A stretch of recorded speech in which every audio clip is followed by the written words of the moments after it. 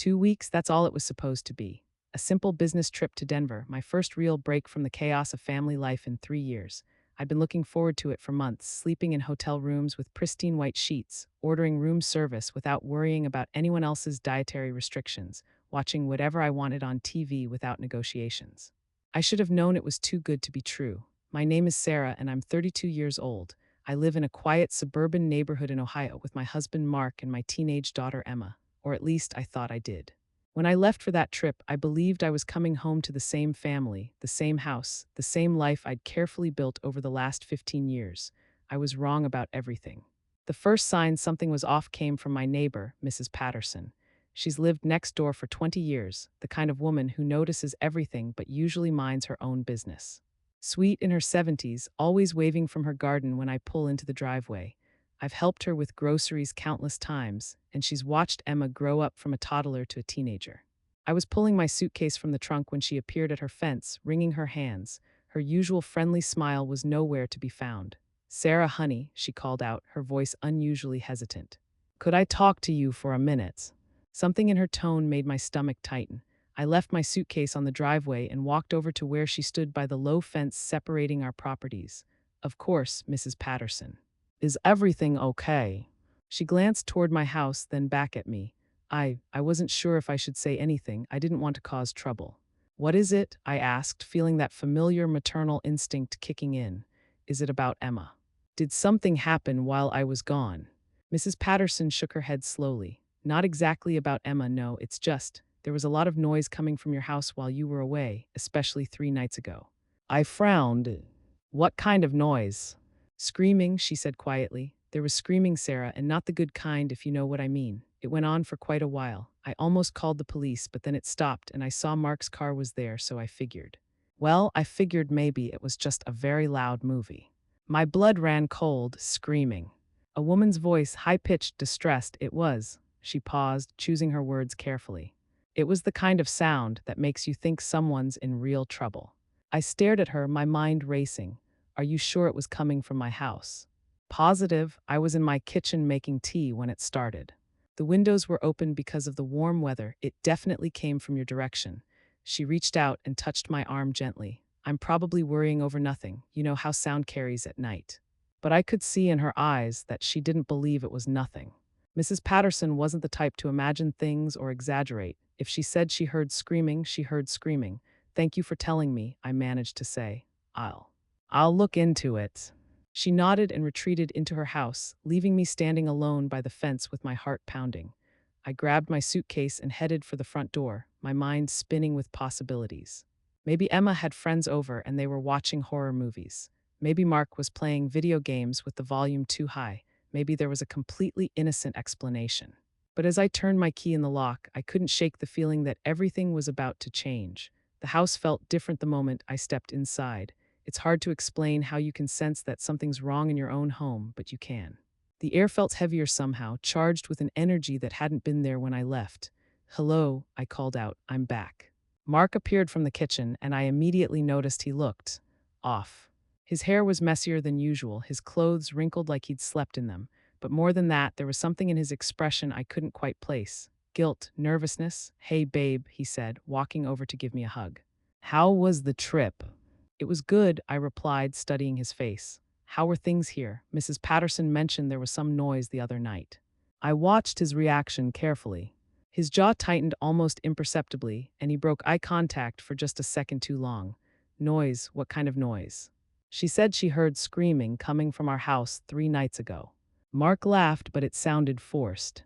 "Oh, that? Emma had some friends over for a movie night. You know how teenage girls get when they're watching scary movies. They probably got a little carried away." It was plausible. Emma and her friends did love horror movies, and they could get pretty loud when they were all together. But something about Mark's explanation felt rehearsed, like he'd been preparing for this question. "Where is Emma?" I asked. "She's at Madison's house. Sleepover. She'll be back tomorrow morning." I nodded, still feeling unsettled. "Well, I'm exhausted. I think I'll go unpack and maybe take a bath." "Sure thing," Mark said quickly. "I'll order us some dinner." "Chinese, okay." "That sounds perfect." As I headed upstairs with my suitcase, I couldn't shake the feeling that Mark was relieved to see me go. like he needed a few minutes to collect himself, or maybe to make a phone call he didn't want me to overhear. Our bedroom looked normal at first glance. The bed was made, though not with the same care I usually took. Mark's clothes were scattered around more than usual, but that wasn't entirely abnormal when I was out of town. He'd always been messier when left to his own devices, but as I started unpacking, I noticed small things that didn't add up. There was a wine glass on my nightstand, strange since Mark rarely drank wine and never in the bedroom. The pillows on my side of the bed were arranged differently than I'd left them, and there was a faint scent in the air, something floral that I didn't recognize. I told myself I was being paranoid. 2 weeks away from home could make anyone hypersensitive to changes. I'd probably just forgotten how things were arranged before I left, but then I found the earring. It was small, silver, with a tiny pearl caught between the mattress and the bed frame on my side of the bed. Definitely not mine. I favored gold jewelry, and I'd never owned anything quite like this piece. I held it up to the light, my hands starting to shake. There was an innocent explanation. There had to be. Maybe it belonged to one of Emma's friends. Maybe it had been there for months and I'd just never noticed it. But as I stood there in my bedroom, holding another woman's earring, Mrs. Patterson's words echoed in my mind. There was screaming, Sarah, and not the good kind. I set the earring on the dresser and tried to push down the sick feeling growing in my stomach. I needed more information before I jumped to conclusions. I needed to think rationally. Dinner was awkward. Mark seemed on edge, checking his phone more frequently than usual and avoiding sustained eye contact. I tried to engage him in normal conversation, asking about work, about Emma, about what he'd done while I was away, but his answers were brief and distracted. You seem tired, I finally said. Rough week. Yeah, just work stuff. You know how it is. But I didn't know how it was because Mark's job as an accountant was typically pretty stable and predictable. He rarely came home stressed or exhausted. Anything I can help with? I pressed. No, it's fine. I'm sure it'll sort itself out. After dinner, Mark retreated to his home office, claiming he had some emails to catch up on. I cleaned up the kitchen, my mind churning with questions and suspicions. Every few minutes, I'd catch myself staring at the ceiling, remembering Mrs. Patterson's words about the screaming. Around 9 o'clock, my phone buzzed with a text message from an unknown number. We need to talk, it's about Mark. Meet me at Coffee Corner tomorrow at 10 a.m. Come alone, a friend who cares. My heart started racing. I read the message 3 times, my hands trembling. Someone knew something. Someone had information about my husband that they felt I needed to hear. I considered showing the text to Mark, asking him directly what was going on, but something told me not to. If there really was something to hide, confronting him now would only give him time to cover his tracks or prepare more lies. I deleted the message and went upstairs, my mind made up. Tomorrow I'd meet this mysterious person and find out what they knew. That night I barely slept. Every time I started to drift off, I'd hear phantom sounds, whispers, footsteps that screaming Mrs. Patterson had described. Mark slept peacefully beside me, which somehow made everything worse. If he was hiding something terrible, how could he sleep so soundly? The next morning, I told Mark I was going shopping and would probably be out for a few hours.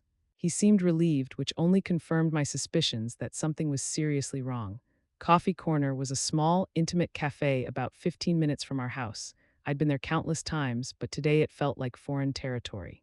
I arrived 10 minutes early and chose a corner table with a clear view of the entrance, my stomach twisted in knots.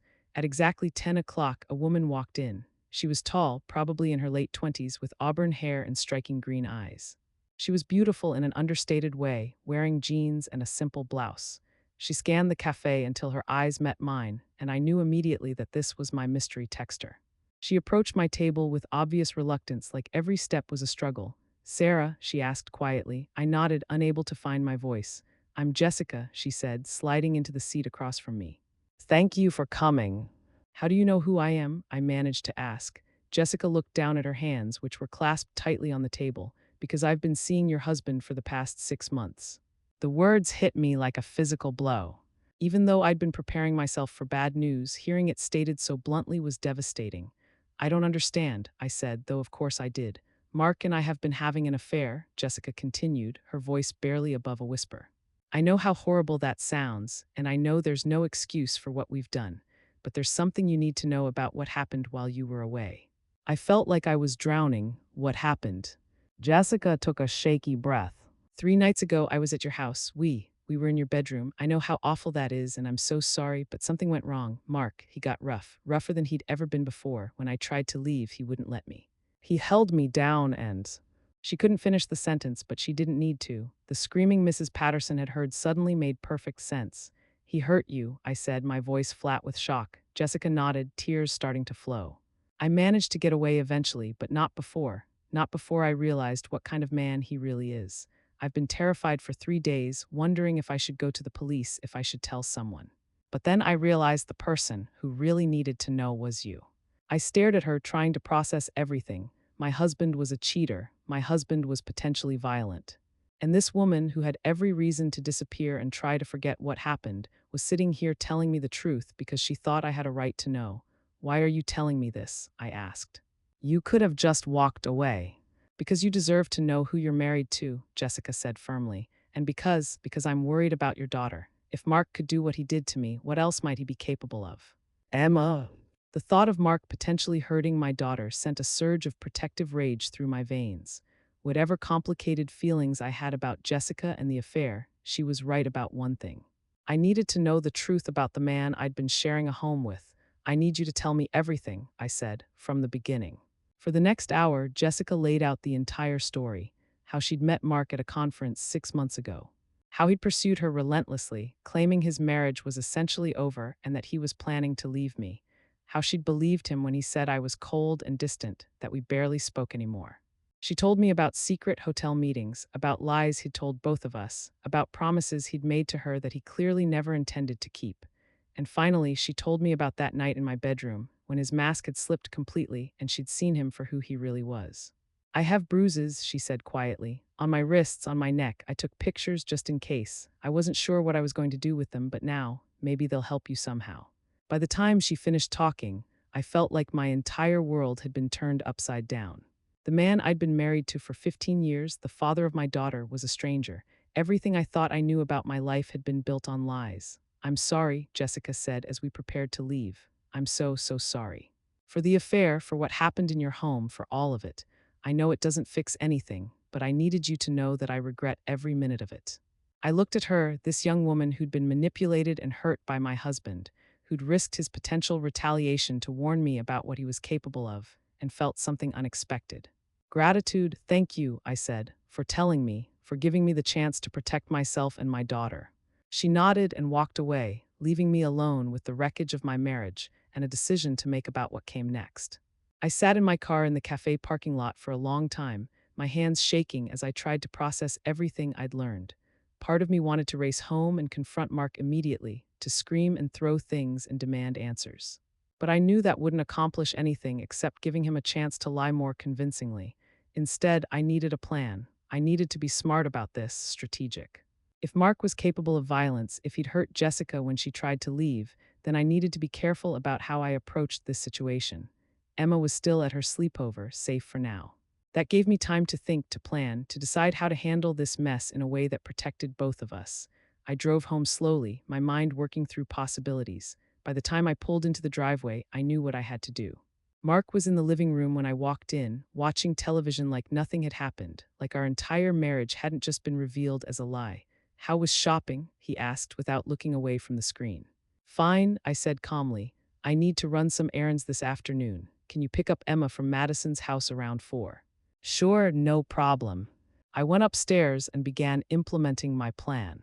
First, I gathered important documents, birth certificates, social security cards, financial records, anything I might need. I hid them in my car under the spare tire. Then I started quietly packing a bag for Emma and myself, choosing items that wouldn't be immediately missed. I took pictures of everything, the earring I'd found, the wine glass, the disheveled state of our bedroom. I documented anything that might be relevant later. Most importantly, I called my sister Rachel and asked if Emma and I could stay with her for a few days. I didn't explain why over the phone, just said there was a situation at home that I needed to sort out. Rachel, who'd never liked Mark much anyway, immediately said yes. By 3 o'clock, I was ready. I called Jessica and asked if she'd be willing to meet with me one more time, along with a lawyer I'd hastily contacted. She agreed. At 4 o'clock, I was waiting outside Madison's house when Mark arrived to pick up Emma. I intercepted him before he could go to the door. Change of plans, I said calmly. I'm taking Emma to Rachel's for the weekend. You and I need to have a conversation first. Mark frowned. What kind of conversation? The kind where you explain to me why Jessica's earring was in our bedroom, and why the neighbors heard her screaming in our house 3 nights ago. The color drained from Mark's face. For a moment, he looked like he might try to deny everything, but then he seemed to realize the futility of it. Sarah, I can explain. I'm sure you can, I interrupted. You can explain it to my lawyer. And to the police if Jessica decides to press charges. But you won't be explaining it to me because I'm done listening to your lies. I could see the panic starting to set in as Mark realized how thoroughly his deception had unraveled. This is crazy, he said, his voice rising. You're overreacting, it's not what you think. I know exactly what it is, I said firmly. And Emma and I won't be living with a man who hurts women. We'll be back on Monday to pack our things. I suggest you use the weekend to find somewhere else to stay. I got Emma from Madison's house, told her we were having an impromptu girls' weekend with Aunt Rachel, and drove away while Mark stood in the driveway watching us go. The next few weeks were a whirlwind of lawyers, police reports, and difficult conversations. Jessica did decide to press charges, and the pictures she'd taken of her injuries, combined with Mrs. Patterson's testimony about the screaming, built a strong case. Mark tried everything: denial, manipulation, promises to change, threats about custody. But the evidence was overwhelming and his credibility was shot. The divorce proceedings moved quickly, especially once his employer learned about the pending assault charges and decided they couldn't have someone like that representing their firm. Emma struggled with everything at first. Learning that her father wasn't who she thought he was, that our family was breaking apart, was devastating for a teenager. But she was resilient, and having concrete reasons for the divorce actually helped her process it better than if it had been about vague incompatibility. 6 months later, Emma and I were settled in a new apartment across town. It was smaller than our house, but it felt like home in a way our old place never had again after that conversation with Jessica. We were building a new life, just the two of us, based on honesty and trust instead of lies and manipulation. I ran into Jessica at the grocery store one day, several months after everything had settled. We exchanged a few polite words, and I thanked her again for having the courage to tell me the truth. She looked healthier, stronger than she had that day in the cafe. I keep wondering, she said before we parted ways, what would have happened if I hadn't said anything? If I'd just tried to forget and move on. You saved us, I told her honestly. Emma and me, you gave us the chance to get away from him before he hurt us too. She nodded, tears in her eyes, and we said goodbye. I never saw her again, but I'll always be grateful to her for choosing to do the right thing when it would have been so much easier to stay silent. Mark was eventually convicted of assault and sentenced to probation and community service. He moved to another state shortly after the divorce was finalized, which was fine with both Emma and me. We sent him occasional updates about Emma's achievements, her graduation, her college acceptance, but he became more of a distant obligation than a father. Looking back now, 2 years later, I'm amazed at how completely my life changed in the span of those 2 weeks. I left for a business trip thinking I had a solid marriage and a stable family. I came home to discover that everything I thought I knew was an illusion. But in destroying that illusion, Jessica gave me something invaluable, the truth. And with the truth came the power to make real choices about my life, to protect my daughter, and to build something authentic instead of living in a beautiful lie. People sometimes ask me if I regret not seeing the signs earlier, if I blame myself for not knowing what Mark was really like. But I've learned that some people are very good at hiding their true nature, at presenting a facade that even those closest to them believe. What matters isn't that I didn't see it sooner. What matters is that when the truth finally came to light, I had the courage to act on it. I had the strength to choose my daughter's safety and my own self-respect over the comfort of a familiar lie. Emma is in college now, thriving in ways I'm not sure she would have if we'd stayed in that house with Mark. She's strong, independent, and has a clear sense of her own worth, qualities I hope I helped nurture by showing her that no one, not even family, has the right to hurt or deceive you. And me, I'm dating again, cautiously but hopefully. I've learned to trust my instincts, to pay attention to those small inconsistencies that I used to dismiss. I've learned that love should never require you to ignore red flags or accept treatment that makes you question your own judgment. The screaming Mrs. Patterson heard that night was the sound of my marriage ending, though I didn't know it at the time. It was the sound of truth fighting its way to the surface, demanding to be heard. I'm grateful she told me about it. I'm grateful